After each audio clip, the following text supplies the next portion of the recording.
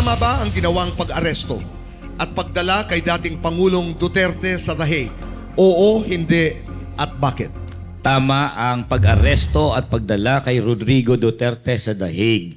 Dahil kapag hinayaan natin ng isang mass murderer na pumatay ng 30,000 nating mga kababayan na mga may hirap, mind you, mga may hirap na galing sa basihang masa, kapag hindi natin pinarusahan yan ay magiging president sa ating bansa at tutularan. Ang bansa natin, bansang Pilipinas, ito ay factory ng mga mass murderer.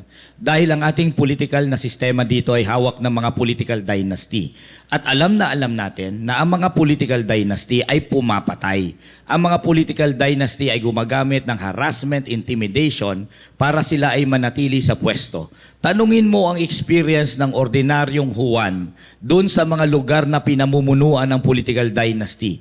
Pag sila ay kumontra sa dinastiya, wala silang benepisyo, wala silang public service, wala silang ayuda, at the same time natatakutin sila at umaabot na nga yan sa patayan. Ang bansang Pilipinas ay the deadliest country for journalists and media practitioners. Bakit?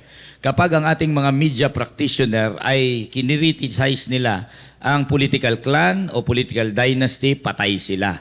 Ang mga estudyante na mga nagkikriticize sa dynasty, nakaka-experience ng harassment. I know that firsthand. I went to Camarines Sur. So ang ating bansa at ang lipunang Pilipino ay talagang magkikreate ng mga tulad ni Rodrigo Duterte kung saan ang impunity ang nagiging rule sa ating bansa. Kung hindi natin paparusahan ang mga tulad ni Duterte, makaka-encourage lang yan sa mga abusado sa ating pwesto na gumamit ng dahas, gumamit ng security forces, gumamit ng mga pulis at militar upang pumatay with impunity. Importanteng maparusahan si Rodrigo, importanteng magkaroon ng example ng justice. Ang unang follow-up question ay magagaling kay Claire, isang guro, sabi ko nga mula sa JRU. Claire. Attorney Luke, nabanggit niyo po ang political dynasty. Ako po, gusto ko lang pong compare. Dahil sa pamilya po namin, ang aking pong ama, ang ina ay guro. Ang ako po ay, kaya po siguro ako ay nagguro.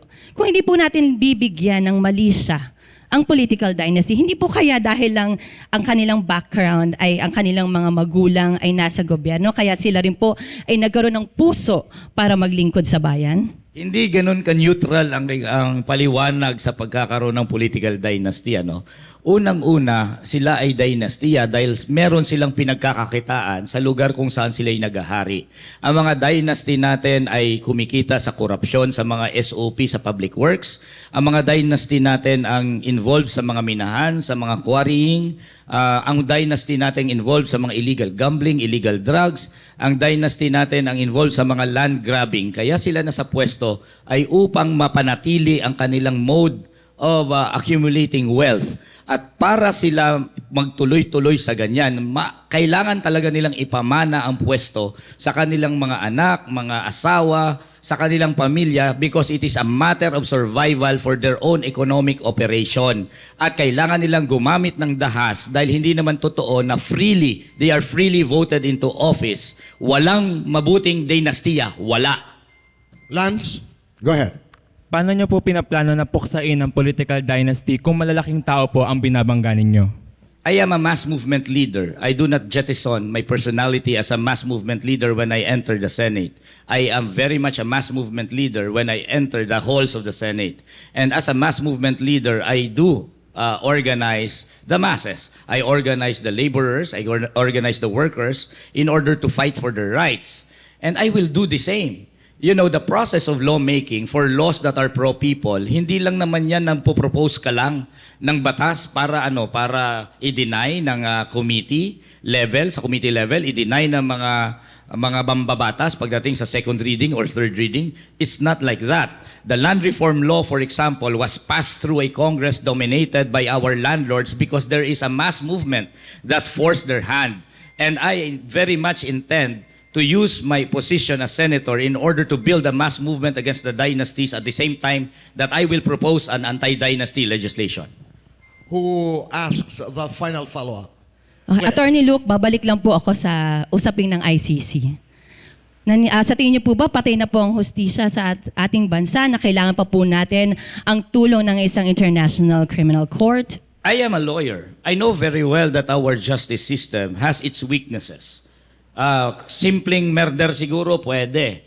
Di ba? Pagpatay ng isa o dalawa, pwede. Kaya ng ating mga investigatory agencies mag-produce ng mga proof at kaya ng ating justice system na elitist yan. Pero we are talking here about mass murder.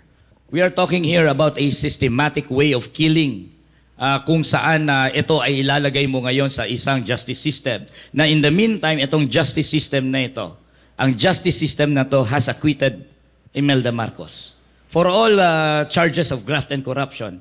Why? Medyo komplikado, medyo matinding mga proof ang kailangan, ang ating mga investigatory arms hindi ready sa ganon. Pero these international bodies very well has an experience. They have punished the Nazis during World War II. Therefore, it is more with confidence that I would say na kaya ng international bodies na ito.